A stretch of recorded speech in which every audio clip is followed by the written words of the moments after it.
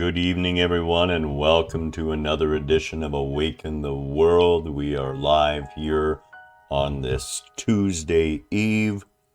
It is May 11th, 2021, 6:30 p.m. Pacific Standard Time. If you're here on this side of the planet or care at all, let the story go. Live with me, myself, and I, and associated other victims. So, lots of sun today, lots of time outside, on the lake, in nature. Uh, Probably going to try and get Kelly to wind herself up enough to get out for a walk or something after, but we'll see about that.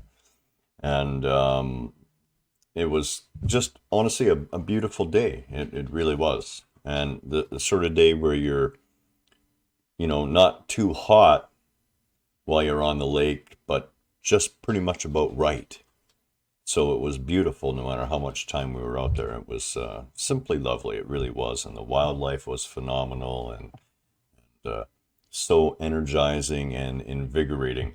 It's funny, whenever I go into nature, my energy levels begin to climb, especially over days, whereas Kelly's sort of begin to hump down as I force her to go further and further afield.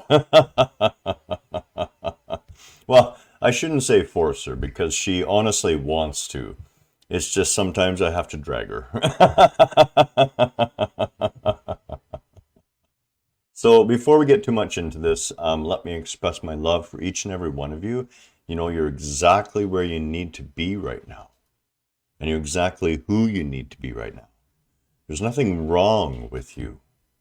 And this is something that can fly in the face of a lot of people's ideas of what counseling is, okay? But a lot of this is wrapped up, a lot of the reasons why we think there's things wrong with us, a lot of the reasons why we feel we're not in the right place or who we're supposed to be is very much tied up in the story. And we're going to talk about that. And as I said in the title here, I'm going to shoot myself right in the good old tiger tail. And we're also going to talk about those nasty, sticky little Klingon things called labels.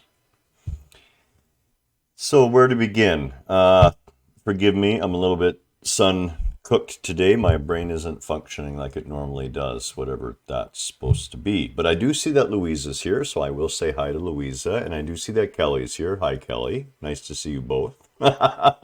And I saw a cattail flash by behind me, so clearly the room is occupied.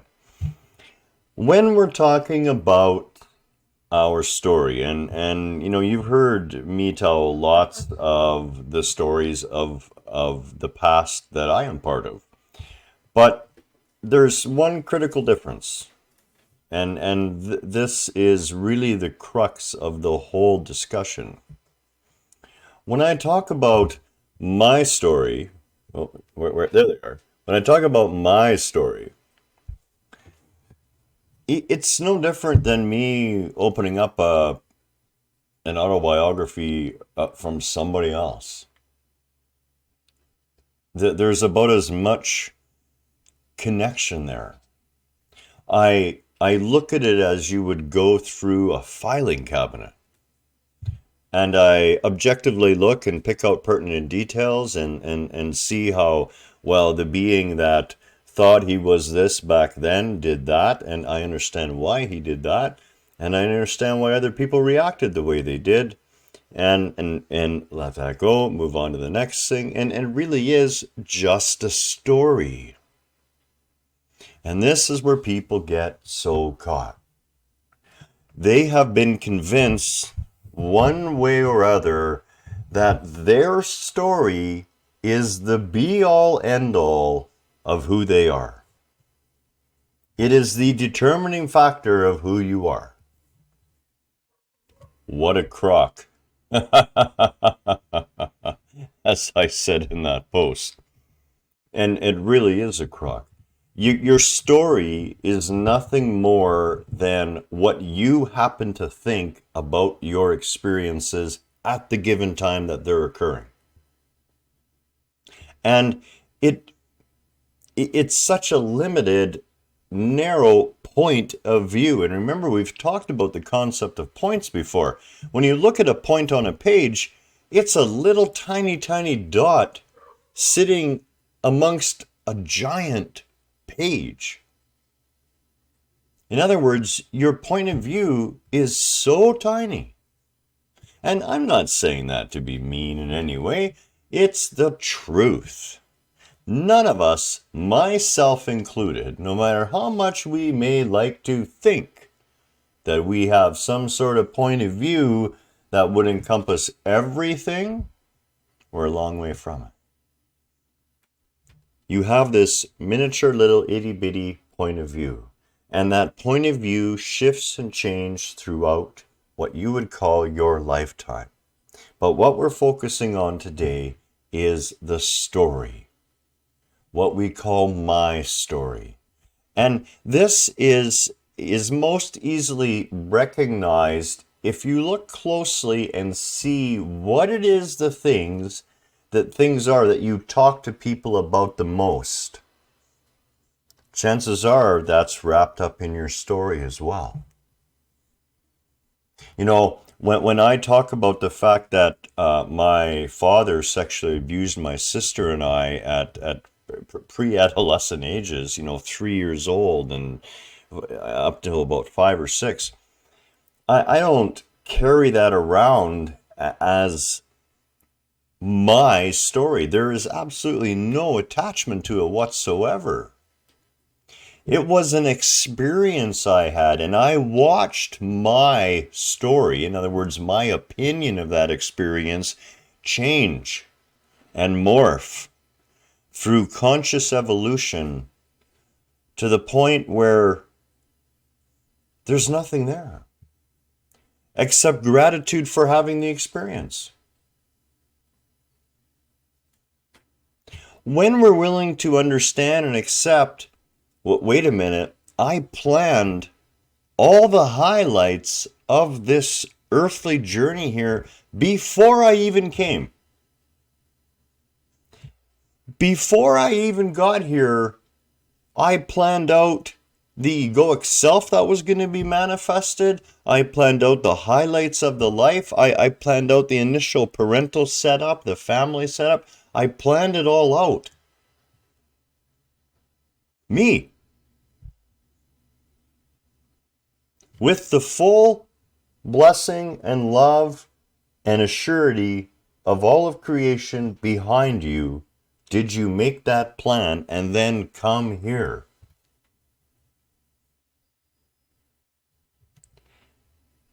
If we choose to look upon our experiences and incorporate them into our sense of self in the concept that they're my story, Garen, well, he was abused as a child, and that becomes validation for more harm. More harm to myself and more harm to other people. And what's different from that Garen who would have a perception that shouldn't have happened and that was terrible and that I would be scarred for life? What is the difference between that Garen and the Garen that looks at it and says, I remember when I hated my father for that. I remember when I realized with some small sense of horror that I had chose that and knew damn well coming into this world it was going to happen. That's not about blame. That's not even about responsibility. It's about surety that and faith in your own self, your own higher self. The soul, if you want to use that word, the understanding that your soul knows far better than you could ever know. And that in truth, the only story you have to tell is the story of gratitude, awe, and wonder at the play of life that you've experienced here. But in no way does that story define who you are. Let's look at a couple of examples of the story that really do us harm. And one of the greatest examples of that is the stuck in the past victim mentality. So something that you judge as horrible happens to you. The death of a loved one, unexpectedly, let's say. You know, let's use my mother, who committed suicide while I was away at basic training. Now, I hadn't talked to my mother for 4 years, and the last words out of my mouth that I ever spoke to her were telling her how much I hated her. As I took a garbage bag with my belongings in it and left home for the last time. 12 and a half years old. There I was, 16 and a half, knee deep into boot camp, and I get pulled into the chaplain's office, and my mother has committed suicide.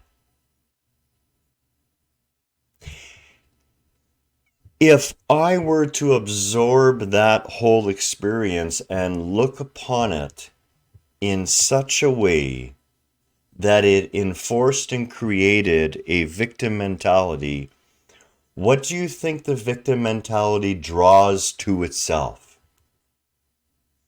That which you think upon over and over and over again, you end up manifesting. Why? Because the universe loves you fully and always says, without judgment, as you wish. So therefore, if you want to be the victim, the universe is going to support you wholeheartedly in your quest to be the victim. Why? As you wish. I love you. If that's what you want, I don't agree with it, but if that's what you want, go ahead. No judgment from me. Have that experience. And that experience is, it will be that you will be offered the opportunity to be the victim again and again and again. And that may be your point of view or your story. But there's another side of that story, and this is just two little spots, two little tiny points of view on either side of the same coin. And the other side of that story is you're being offered the opportunity time and time again to choose not to be the victim. So if Garen is sitting here telling you to let go of your story, and I mean it, please, for the love of God, let it go. What value does it have, and why do you bring up parts of your story? Well, as I said, I'm not attached to my story. I recognize that the being that had the experience in some measure of the past, in some idea of the past, when this being was younger, is not the same being that is looking backwards now. I'm literally a new being accessing the artificial intelligence that is the egoic memory bank and taking a look at the experience. But I know that which I was, and I don't even connect with that as I, because I've always been so much larger than that. But the level of consciousness that existed back then for that being, for me, is not the level of consciousness now. In other words, that version lived in an entirely smaller universe. So of course, that version didn't see the larger picture. Didn't make, we had this discussion with a group member today, actually. And it was something to do with her past, and the words came out, well, I should have done more, whatever. Bang. No shoulda, woulda, coulda. In every moment, in every situation, every single human being on this planet is doing the best that they can. And I've got some horrific news for you. If it was not for all those things that happened in all of our collective pasts, none of us would be here to communicate today. None of us would be where we are today. None of us would be having this new moment to be born again. And that's what born again means. Born again means born again. A baby doesn't come into the world with a story sitting in the diaper. That comes later. And boy, does it stink. The bottom line is you come in here with no story, and you're being offered the opportunity in every present moment of now to be born again anew. And what you choose to take with you from who you once were, which you are not anymore, is totally on you. And let me tell you, I see a lot of people dragging an entire train of their story shackled to them, stopping them from being who they wish to be, because they're so tied up in who they think they are based on what they judge has occurred to them. You know, it was a little bit of an epiphany for Kelly when I pointed out that a lot of her story involved the idea that when someone didn't want to spend time with her or didn't approve of her, that it was her loss. That was her point of view. Is that when someone said, no, I don't want to spend any time with you, that somehow Kelly was the one losing out all the time. And I said to her not that long ago, last week sometime, I said, so what about turning that around and being willing to say, well, that's their loss? And it really struck a chord with her.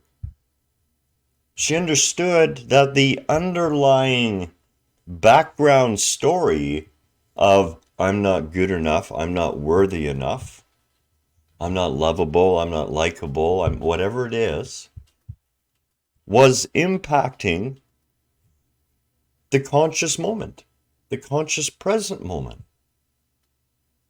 And this is the insidiousness of carrying around that story.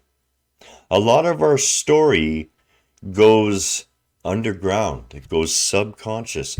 It forms the formative thoughts that are spoken in the realm of the subconscious and yet flavor all the conscious thoughts. In other words, as in the example using Kelly that I just gave, Kelly's idea is when someone says, well, I don't want to take piano lessons from you because of your past with your ex or whatever the case may be, that Kelly thinks she's the one losing out.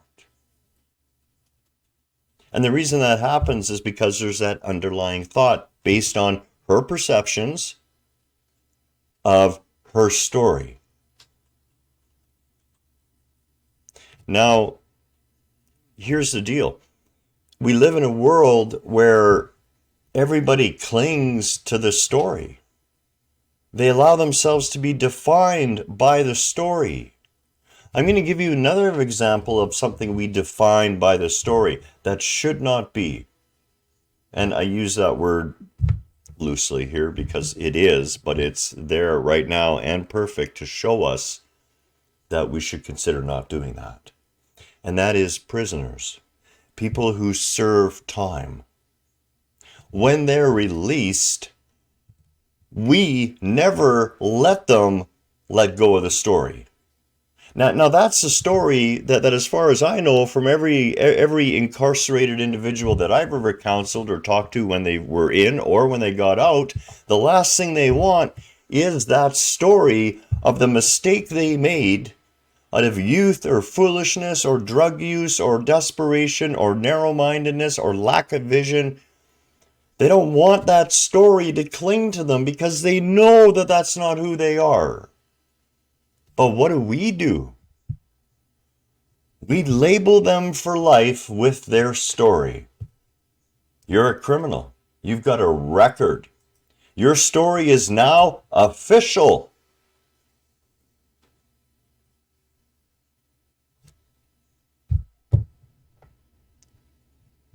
It's understandable to me why there's so many people wandering around thinking they are the sum total of all their experiences and believing that it was all personal, that somehow life was out to get them. That's not the case. It's a matter of your perceptions. And the first thing you need to be willing to do is sit down and say, okay, if Garen's even part right here, who am I when there's no more story? If I'm truly being offered the opportunity to be born again in every moment, who am I without the story? How am I going to react in this moment without the story? Well, here's the gift. You get to choose freely, maybe for the first time. I can't get this through to people enough. So much of how you choose. That's why I say you don't really have free will. You have freedom of choice. But even your freedom of choice can be tainted by your clinging to that story. Sorry, between suntan lotion, particles and dust of wind and everything from the day at the beach, my eyes are a little itchy, and my ears itchy, and my head's itchy. Ah!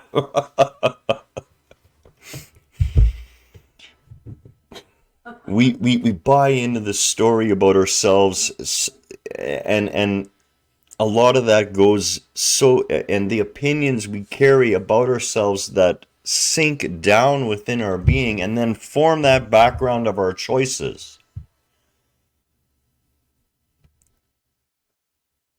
Most times you're not even aware that the choices you're making have been impacted by your clinging to your story. Or maybe on some level you know, but you just can't seem to fight it. And I'm not here to judge. As a matter of fact, if you know me, you know I don't judge anybody. What I'm relaying to you here today is my experience. And I'm offering it up to you to say, don't put me on a pulpit. Don't buy this as gospel. Don't even believe it. Test it for yourself. Be willing to let go of your story and just say, okay, if I have no story,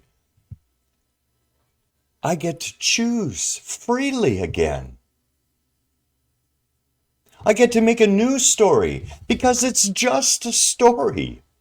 And your interpretation of the story is not going to be the interpretation of anyone else who's involved in your story. It's going to be your interpretation. And it's just that.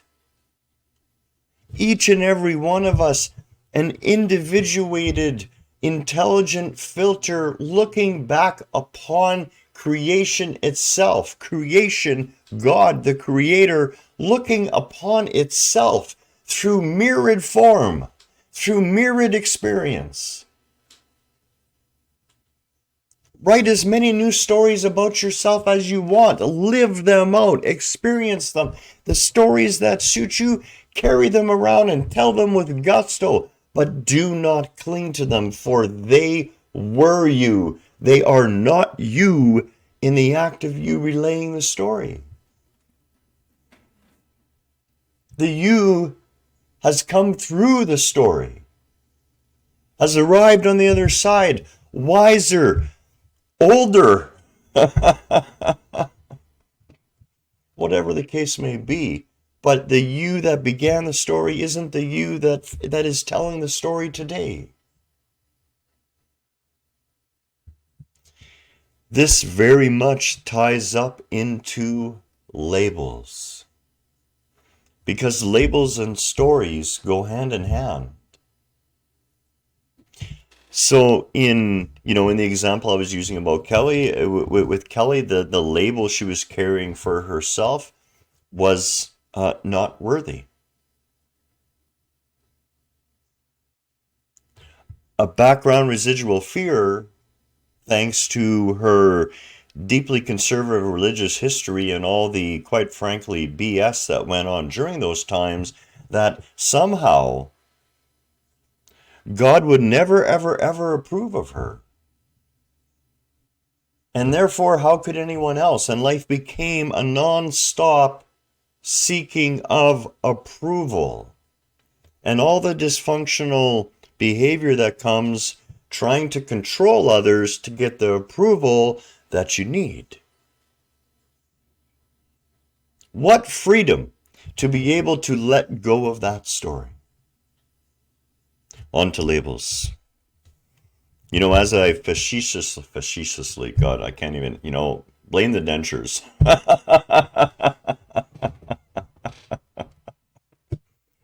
As I facetiously, there we go, had said on that post, now I want to be called by plaster me with labels. Doctor, master's degree, bachelor's, guru, scientist, physicist, llama-loving, spiritual counselor, author, poet, soldier, carpenter, gardener. Come on. Plaster me with labels. This is who I am. Label, label, label, label, label. Not only do we do it to everyone else, we do it to ourselves too.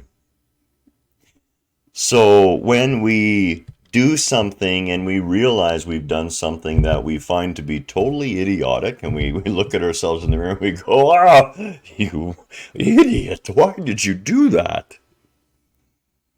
And we take that label of ourselves and we label ourselves with it. Now, when I do that to myself, I am so consciously aware that I'm just laughing at the egoic persona. There's nothing there. But here's what happens. In every experience, you form a little box in your head, especially experiences involving people. And you take the most common label of all that we call our name. And by the way, I just want to point out something that has vexed and perturbed me since time immemorial. When someone says, "Who are you?" how in the name of God does giving them a label like your name tell them anything about who you are? Okay, now that that's out of the way, let's go back to what I was talking about. So we give the people, or we find out their name, which is the most common label of all, and we have a little filing cabinet in our head, and we stick the label of their name on it, and we open up the filing cabinet, and we put in that little filing cabinet everything that we think about blank. Let's use Kelly, for example. So Garen could have a label in his head. Kelly, a little filing cabinet, there's Kelly. The problem is, Kelly never gets a break that way. And this is why Kelly will tell you, I refuse to remember people's names. I intentionally will blank out your name when you're talking to me. I don't want to know it. I don't want to label. I don't want the chance of labeling you. Because once we've labeled that, in every encounter going forward, we miss that new being that's been born again in that moment and is right there in front of us. And instead, we go back to somebody else. It's not even them. It's all the stuff that we thought about them that we put in our label box inside of our head. And that's what we pull out. That's exactly the same thing our society does with criminals. You've got a permanent official label. You're a criminal. We do the exact same thing. And yet, there's that criminal 10 years later with a brilliant work history and been an innovative employee and well-loved and well-liked, and it takes one wrong experience with the police or another aspect of the government. Or after 9 years, they find out he has a record. And all of a sudden, he can't be employed anymore. Why? Because of the label. We do the same thing to each and every person around us. Family members, boy, I tell you, the labels we love to put on family members. I'm going to give you some of the most potent labels of all. Mom, dad, brother, sister. the things that we attach to those labels, the history of those labels that we carry around about them.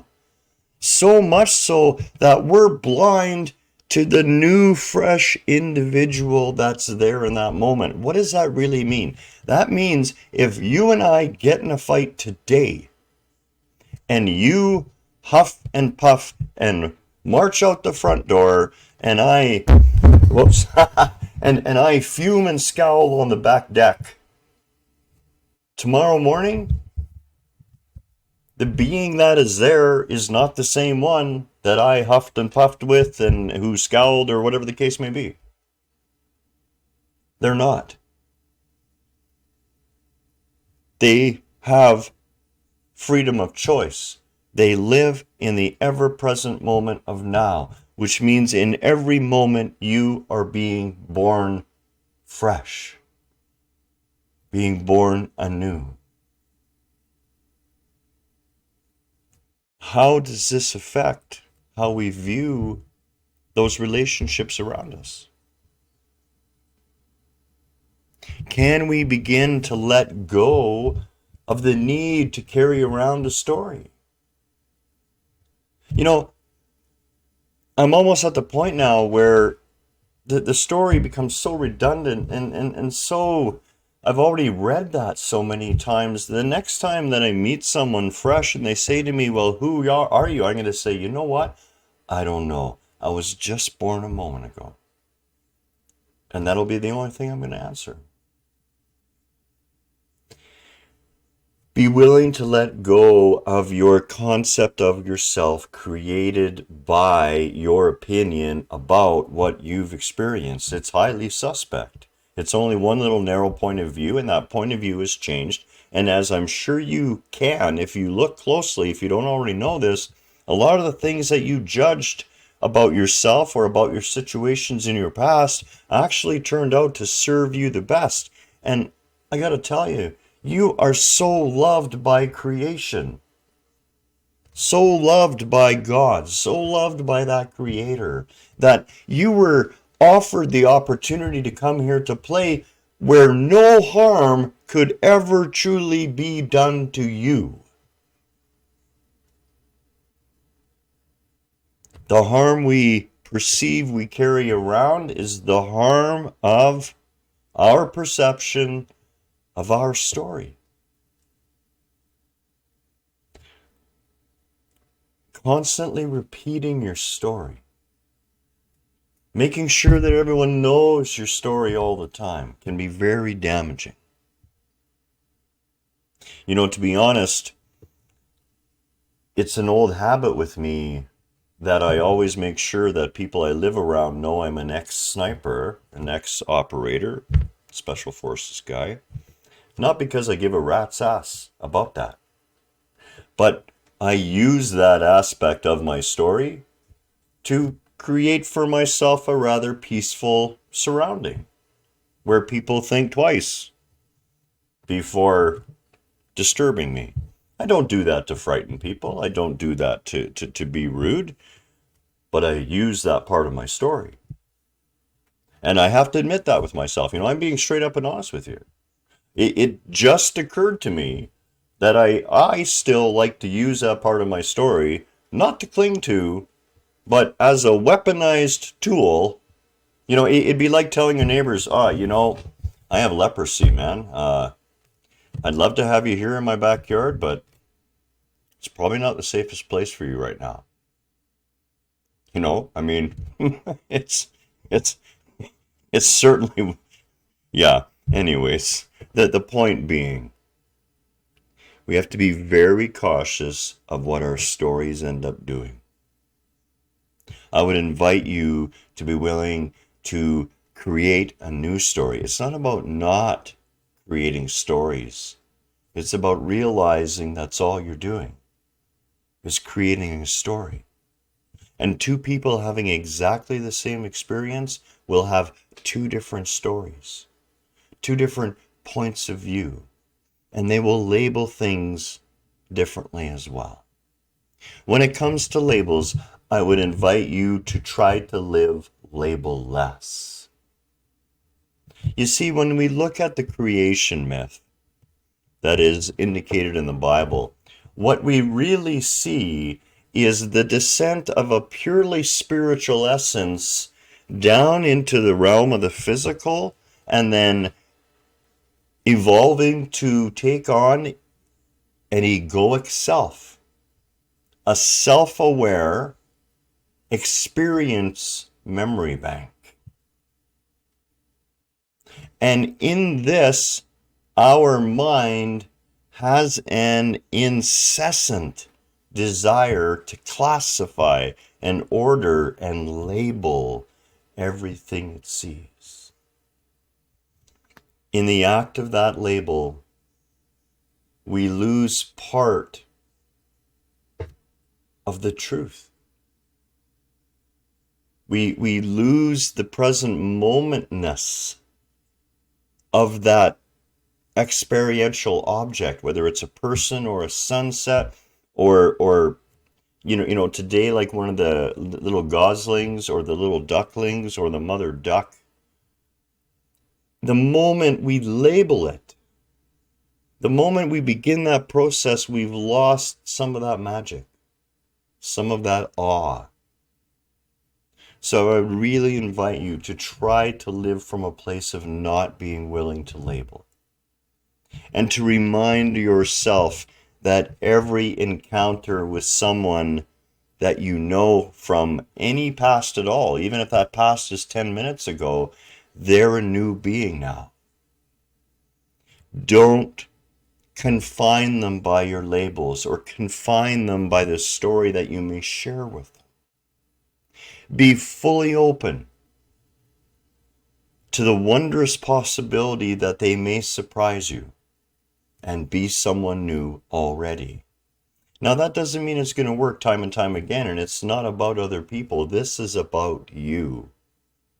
One of the joys of being willing to let go of your story is that you won't be willing to inflate anyone else's story either. You will, out of a deep love and compassion, stop listening to the parts of their story that are harmful to them, and instead simply know that they are not that they are something so much more. And there is where the healing can truly begin. Namaste to you. Have a beautiful Tuesday night. Chances are we're going out again kayaking tomorrow. I do have some work to do, but it can wait. It's a sunny day. All our love as always. As I've said, you're exactly where you need to be right now. And the only story is the true story. The wondrous story of our eternal journey. A never-ending playground of evolution and conscious awareness and growth and love. The foundation of it all. Again, namaste. Have a beautiful night. We'll talk again very soon.